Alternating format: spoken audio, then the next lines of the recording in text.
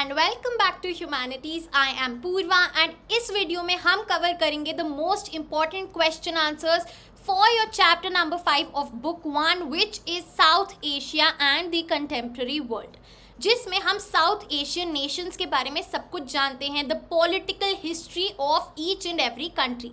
चलिए, so we'll be starting with the key terms या फिर key words which are very very important for our understanding and जो हमें topic wise अगर answer आता है तो आंसर में इंक्लूड करनी ही करनी है।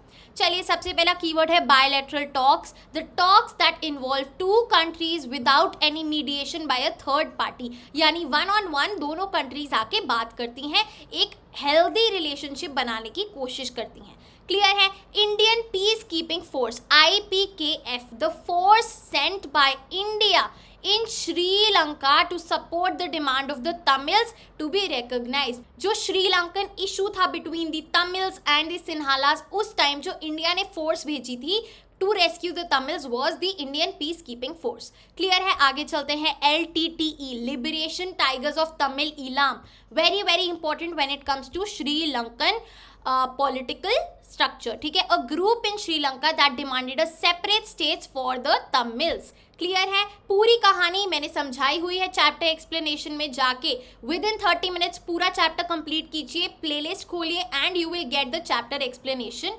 क्लियर है? आगे चलते हैं। 7 party alliance, an alliance of 7 parties in Nepal which demanded an end to monarchy in the country. Clear है? चलिए, अब हम चलते हैं अपने क्वेश्चन आंसर्स पे। Question number 1. Identify the factors that contributed to Pakistan's failure in building a stable democracy। क्या loop holes हैं, क्या कमियां हैं पाकिस्तान की डेमोक्रेसी जो स्टेबलाइज नहीं हो पा रही इवन टुडे। प्राइम मिनिस्टर हट गए हैं, कुछ अलग ही चल रहा है सीन, अभी भी एक स्टेबल डेमोक्रेसी नहीं हो पाई है, वापस से मिलिट्री रूल वहां पे जम रहा है। क्लियर है? क्या फैक्टर्स हैं? Number 1, social dominance of the military, clergy and land owning aristocracy. सब कुछ समझा चुकी हूँ, अभी नहीं समझाऊंगी, जाके एक्सप्लेनेशन वीडियो देखो। ठीक है? It has led to the frequent overthrow of the elected governments and the establishment of military government. अभी भी 2022 में भी यही हुआ है।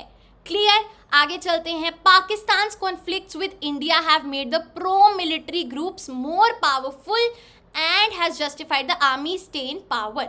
तो इंडिया और पाकिस्तान का जो इशू है वो भी एक बहुत बड़ा आई वुड से रीजन है फॉर पाकिस्तान वीक डेमोक्रेसी। और भैया अगर और स्टेट्स का हम वो देखें, take the US and other western countries have encourage the military authoritarian rule, की भैया मिलिट्री ही रहे पाकिस्तान में रूल में। क्यों भैया? Due to the fear of the global Islamic terrorism and fear that Pakistan's nuclear arsenal might fall into the hands of the terrorist groups। इसीलिए safe side क्या है कि मिलिट्री ही पावर में रहे। क्लियर है? आगे चलते हैं। Question number 2, name the principal players in the ethnic conflict in Sri Lanka. How do you assess the prospects of the resolution of this conflict. भैया श्रीलंका की पूरी कहानी में मेन रोल किसका था? 2 ग्रुप्स थे, सिन्हाला एंड तमिल्स। ठीक है? कल्चरल कम्युनिटीज थी। अब भैया they had migrated from India to Sri Lanka. कौन? Tamils, and settled there. ठीक है भैया? अब ये चीज़ डाइजेस्ट नहीं हुई सिन्हालास को, उन्होंने कहा भैया ये तो हमारी ज़मीन है, हमारा नेशन है। So the Sinhala nationalists thought that Sri Lanka should not give concessions to the Tamils because Sri Lanka belongs to the Sinhala people only. ठीक है भैया? Sri Lankan crisis continues to be violent, अभी भी सिन्हाला और तमिल कम्युनिटी में काफ़ी ज़्यादा क्लैशेस हैं। क्लियर? आगे चलते हैं। Question number 3, explain the 4 causes of ethnic conflict in Sri Lanka. क्या है पूरी कहानी, क्या कॉजेज है, रीजंस क्या है कॉन्फ्लिक्ट के, पूरा आपको समझाना है। Bone of contention was the region of Ceylon which was represented by the majority Sinhala group.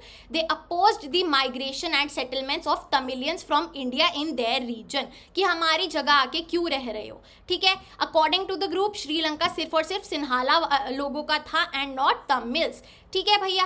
अब उन्होंने क्या बोला कि एक हमारी अलग से सिन्हाला पीपल ने liberation tigers of Tamil Ilam एक मिलिटेंट ऑर्गेनाइजेशन बना ली, जो क्या चाहती थी, हमारी एक अलग कंट्री हो only for Sinhalese.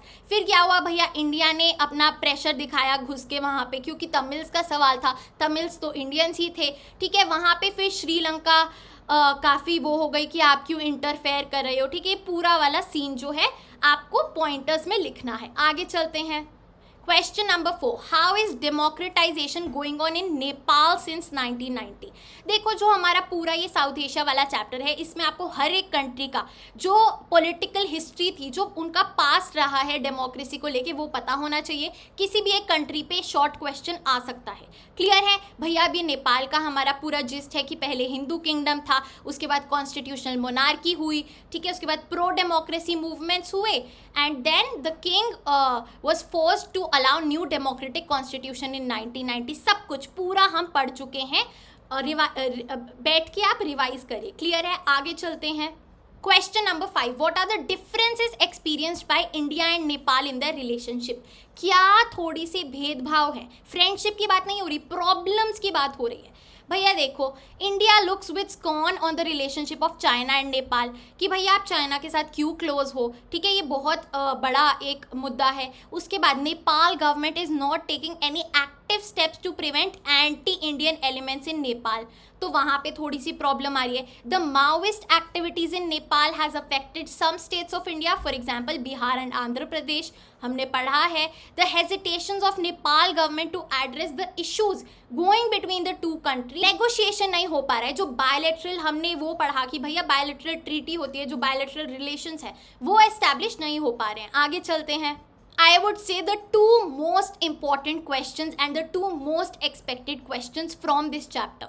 Question number 6, the South Asian experience of democracy has expanded the global imagination of democracy. कि भैया सारी साउथ एशियन कंट्रीज डेमोक्रेसी क्यों चाहती हैं, क्यों वो एस्पायर करती हैं to become a democratic nation. ठीक है भैया। The statement given above can be explained by the following examples. People of South Asian countries always aspired for democracy. क्यों भैया, क्योंकि हमने आज़ादी से लड़ा है। We know the taste of freedom, so we have always fought for democratic government, be it example of India और Bangladesh. We have a similar historical, I would say, past, and जो हमारा स्ट्रगल है फ्रीडम के लिए वो बहुत ज़्यादा common है। ठीक है, कॉलोनियल रूल था काफ़ी सारी कंट्रीज़ में। So after a long struggle they are now democratic countries. उसके बाद भैया अब देखिए, हम बताएंगे कि भैया no monarchy has survived for long in South Asia. हमने सारी कंट्रीज़ का एग्जांपल दे दिया। नेपाल ने ट्रांसफॉर्मेशन करी डेमोक्रेसी से, मोनार्की से डेमोक्रेसी में। उसके बाद श्रीलंका एंड इंडिया ने भी एस्टैब्लिश किया। मालदीव्स जो एक सल्तनत था वो रिपब्लिक बना। Bhutan is on the path of democracy. सबका हमने एग्जाम्पल दे दिया क्योंकि साउथ एशियन एक्सपीरियंस की बात हो रही है। क्लियर है। आगे चलते हैं।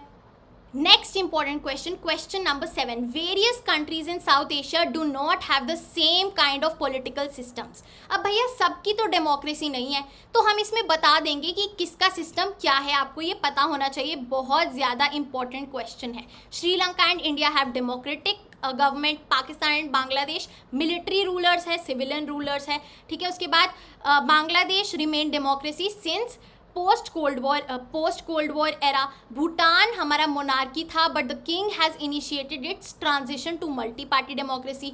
मालदीव्स का बता देंगे, सल्तनत था 1968 तक, फिर republic with a presidential system of government, and then Nepal जो हमारी प्रोग्रेस हो रही है। हर एक कंट्री का आपको पता होना चाहिए। ये क्वेश्चन मुझे लग रहा है आ सकता है। आगे चलते हैं।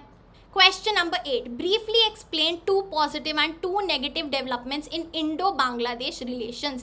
अब ये इंडो पाक भी हो सकता है, ठीक है भैया, और इंडो चाइना तो भैया पॉजिटिव तो अब तो ढूंढने ही पड़ेंगे बिकॉज नेगेटिव बहुत सारे हैं। चलिए अब हम देखते हैं बांग्लादेश के साथ पॉजिटिव रिलेशंस क्या क्या है। इकोनॉमिक रिलेशंस बहुत अच्छे रहे हैं, ट्रेड बहुत अच्छा रहा है। ठीक है, Bangladesh is part of the look east policy south east Asia via Myanmar. ठीक है भैया। आगे चलते हैं, both the countries have cooperated regularly on issues of disaster management and environment. चलिए नेगेटिव चीज़ें क्या है, ब्रह्मपुत्र रिवर वाटर्स। देखो दो कंट्रीज के बीच में अगर कोई रिवर बह रही है तो वाटर डिस्प्यूट तो हमेशा होगा ही, जैसा पाकिस्तान का इंडस रिवर के साथ है। क्लियर है। आगे चलते हैं, यहाँ ब्रह्मपुत्र और गंगा के साथ है बांग्लादेश और इंडिया का। जो हमारी बांग्लादेशी इमिग्रेंट्स वाला इशू है वो एक बोन ऑफ कंटेंशन है। जो हमारा भैया अब एनआरसी भी असम स्टेट में अप्लाई हो रहा है, वो काफ़ी ज़्यादा एक आई वुड से बहुत सीरियस मैटर है। Question number 9, explain the process of establishing democracy in Nepal. क्या प्रोसेस था हम कर चुके हैं, अगेन आपको वही प्रोसेस बताना है। फिर हम चलते हैं Indian governments involvement in Sri Lankan matters. क्या टेक था, क्या हुआ, क्या रिस्पॉन्स था। इंडियन ओरिजिन थे भैया तमिल्स, तो इंडियन गवर्नमेंट पे प्रेशर था कि वो इन्वॉल्व हुए भैया, क्योंकि उसी के लोगों की बात है। ठीक है। उसके बाद गवर्नमेंट ऑफ इंडिया ने टाइम टू टाइम नेगोशिएट किया, बट तब भी कुछ नहीं हो पाया। फिर 1987 में गवर्नमेंट ऑफ इंडिया ने पहली बार क्या किया भैया, इस क्वेश्चन पे बात करी, उन्होंने एक अकॉर्ड साइन किया विद श्रीलंका और फिर ट्रूप्स भी भेजे to stabilize relations between the Sri Lankan government and Tamils. क्या इंडियन पीस कीपिंग फोर्स 1989 में जब कुछ भी नहीं हुआ तो भेजी, but it was pulled out of Sri Lanka without attaining its objective. और ये चीज़ बहुत ज़्यादा क्रिटिसाइज की श्रीलंका ने कि आप हमारे इंटरनल मैटर्स में इंटरफेयर कर रहे हैं। Question number 11, analyze any 3 main causes of unrest in Jammu and Kashmir, very important। ये मैंने एकदम जो आप फ्लो चार्ट बनाएंगे उसके वे में बनाया और एक्सप्लेन आप करेंगे। ये आप अपनी बुक 2 से पढ़ लेना। कौन सा चैप्टर नेम है आई डोंट रिमेंबर, ढूंढ लो, उसमें जम्मू एंड कश्मीर का पूरा दिया हुआ है, यू शुड नो इट, वो पढ़ के जाना। ठीक है, क्योंकि जम्मू एंड कश्मीर सिलेबस में है।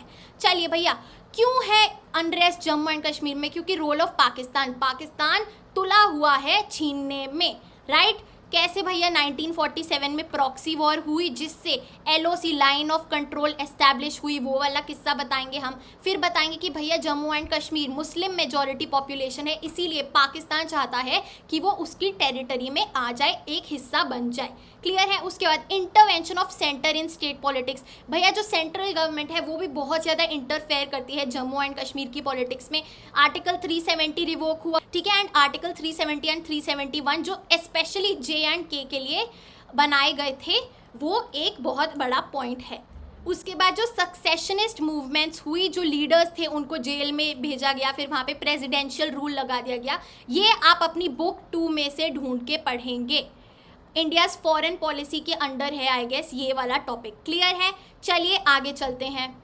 Explain the circumstances that led to the creation of Bangladesh. Bangladesh कैसे बना and how did it succeed in establishing representative democracy based on multi party system.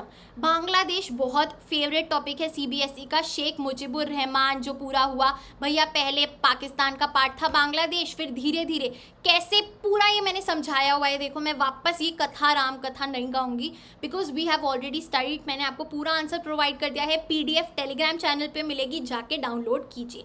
Clear है। आपको ऐसे पॉइंटर्स में आंसर लिखना है। अगर लॉन्ग क्वेश्चन है पहले फ्लो चार्ट बनेगा, 100 बार बता चुकी हूँ। आगे चलते हैं। चलिए, describe any 3 points of conflict between India and Pakistan. क्या प्रॉब्लम्स है, कश्मीर इशू सबसे बड़ा। उसके बाद भैया आप इंडियन गवर्नमेंट पाकिस्तान को ब्लेम करती है फॉर लो की वायलेंस। जो कश्मीरी मिलिटेंट्स को वो आर्म्स प्रोवाइड करते हैं, ट्रेनिंग देते हैं, मनी देते हैं and terrorist strikes carry out करते हैं। क्लियर है। उसके बाद strategic issues like control of the Siachen glacier and Jammu and Kashmir हो चुका है। क्लियर है। उसके बाद शेयरिंग ऑफ रिवर वाटर्स, जो आपका इंडस बेसिन है उस पर बहुत ज़्यादा प्रॉब्लम है, बट एनी हाउ क्या पॉजिटिव चीज़ें हैं कि एक कमेटी बनाई गई और फिर प्रॉपर सल्यूशन भी निकाला गया इसका। क्लियर है। तो आपको पॉजिटिव साइड भी जो बुक में एंड में दी हुई है, you should know it. Clear है। फिर 1971 की बांग्लादेश वॉर, ठीक है, वो बहुत बड़ी बोन ऑफ कंटेंशन थी। एंड ऑपरेशन विजय जो कारगिल वॉर थी हमारी 1999 में। क्लियर है। आगे चलते हैं। अब negative aspects of India and Bangladesh हम ये कर चुके हैं। इसमें एक एक्स्ट्रा पॉइंट है जो फरक्का बराज है, उसको कंस्ट्रक्ट किया गया ताकि हम वाटर सप्लाई ज़्यादा ले सके हुगली रिवर से।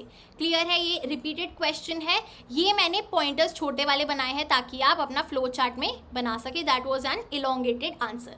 अब चलते हैं लास्ट क्वेश्चन पे। Question number 15, political history of Maldives, how and when did it become a democracy. भैया मॉलडीव्स की शुरुआत हुई जब वो एक सल्तनत था, ठीक है, जैसे यहाँ पे दिल्ली सल्तनत था वैसे, ठीक है, टिल 1968। उसके बाद उसको ट्रांसफॉर्म किया गया रिपब्लिक में with presidential form of government. Clear है। उसके बाद देखिए in June 2005 the parliament of the Maldives voted unanimously to introduce a multi party system, यानी कि अब वहाँ एक से ज़्यादा पार्टी इलेक्शंस कंटेस्ट कर सकती थी। The Maldivian Democratic Party dominates the political affairs of the island, ठीक है, डोमिनेंट पार्टी भी हमें पता चल गई। Democracy strengthened in the Maldives after 2005 जब मल्टी पार्टी सिस्टम को लाया गया and opposition parties were legalised. Clear है। अपना प्रेसिडेंशियल फॉर्म ऑफ गवर्नमेंट क्या होता है? वही भैया जो यूएसए में है, जहाँ पे presidential is the head of the government and the head of the state. Clear है। So guys that is it for this video. I hope you liked it and if you did please like, share and subscribe to the channel. You are at humanities. Happy learning. I will see you in the next video.